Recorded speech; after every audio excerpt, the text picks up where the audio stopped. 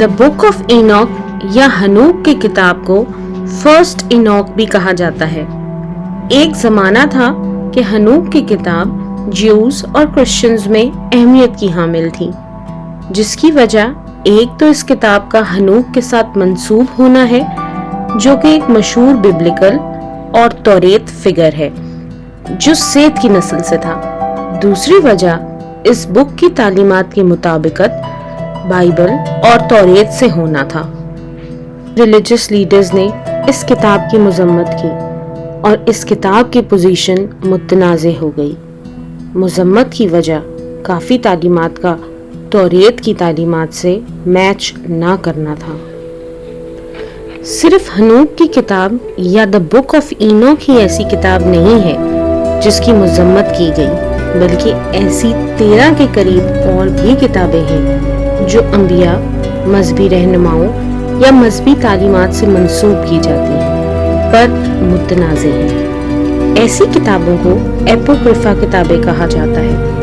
ایپوکریفا word Greek زبان سے لیا گیا ہے جس کا مطلب ہے چھپا ہوا، ہڈن یا سیکرٹ۔ یہ بھی کہا جاتا ہے کہ ایپوکریفا یا سیکرٹ کتابیں وہ کتابیں ہیں جن کی تعلیمات سمجھ سے بالاتر ہے، اس لیے ایسی کتابوں کو پبلکلی نہیں پڑھا جا سکتا، بلکہ یہ کتابیں سمجھدار لوگوں کے لیے ہیں۔ تقریباً دوسری صدی بعد از مسیح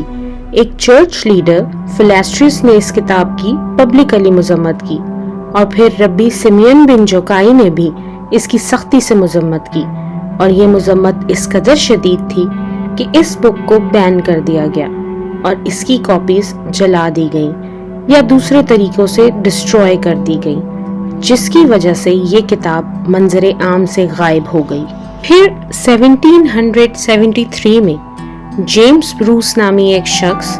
جس کا تعلق سکاٹ لینڈ سے تھا، اسے معلوم چلا کہ ہنوک کی کتاب کی کاپی ایتھوپیا میں ہے، سو وہ ایتھوپیا گیا اور وہاں سے اس بک کی کاپیز لے کر برٹن آ گیا، جہاں ڈاکٹر رچرڈ لارنس نے 1821 میں اس کا ترجمہ انگلش میں کیا۔ آپ کو بتاتے چلیں کہ doctor Richard Lawrence Oxford university میں ہبریو کے پروفیسر تھے۔ اس انگلش ترجمے کی وجہ سے پہلی دفعہ آج کی دنیا کو پتہ چلا کہ دی بک آف اینوک میں کیا درج ہے۔ بہت سے اسکالرز کا یہ ماننا ہے کہ ہنوک کی کتاب میں درج لکھت دوسری صدی قبل از مسیح کی ہے، اور اس کتاب نے تقریباً 500 سال تک مقبولیت اختیار کر رکھی تھی۔ اس بک کی انگلش ٹرانسلیشن ایتھوپک زبان سے کی گئی تھی، جبکہ ایتھوپک زبان میں لکھی گئی کتاب کی بھی یہ ایک زبانی ترجمہ تھا، جبکہ یونانی زبان بھی ایک ترجمہ تھی، کیونکہ ہنوک کی کتاب ارامی زبان میں لکھی گئی تھی۔ کچھ لوگوں کا یہ بھی ماننا تھا کہ ہنوک کی کتاب کرسچینٹی کے بعد کی ہے، پر 1947 سے لے کر 1956 کے بیچ قمران ویلی اسرائیل کی غاروں سے قدیم مرتبان ملے، جن میں ہزاروں کی تعداد میں قدیم نسخے ملے، جن میں سے کچھ نسخے ہنوک کی کتاب کے بھی تھے جو ارامی زبان میں تھے، جس سے یہ اندازہ لگایا گیا کہ ہنوک کی کتاب کرسچینٹی سے پہلے کی ہے۔ ہنوک کی کتاب کے متنازع ہونے کی وجہ یہ بھی ہے کہ ہنوک کی کتاب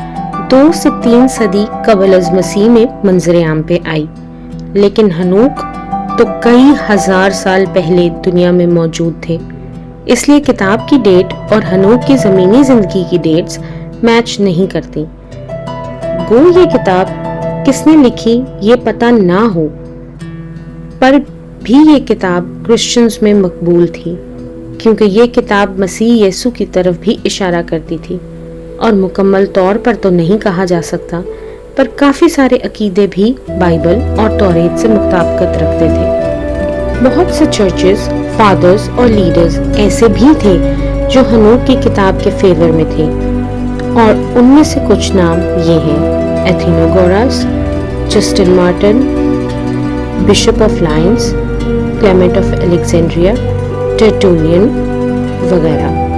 کہا جا رہا ہے کہ آہستہ آہستہ یہ کتاب تمام الزامات سے بری ہوتی جا رہی ہے، اور جیسے جیسے مزید تحقیق ہوگی اور نئے ثبوت ملیں گے، یہ کتاب مکمل طور پر الزامات سے بری ہو جائے گی۔ اور یہ بھی ہو سکتا ہے کہ ہنوک پھر دنیا میں آ جائیں اور خود ہی کوئی ثبوت دے دیں، کیونکہ ہنوک زندہ آسمان پر اٹھا لیے گئے تھے، اور یہ آدمی پر لازم ہے کہ وہ موت کا مزہ چکھے۔ اس لیے ان کا ایلیجا نبی کے ساتھ آنا ضرور ہے، تاکہ وہ انتقال کریں اور واپس آسمان پر لوٹ جائیں۔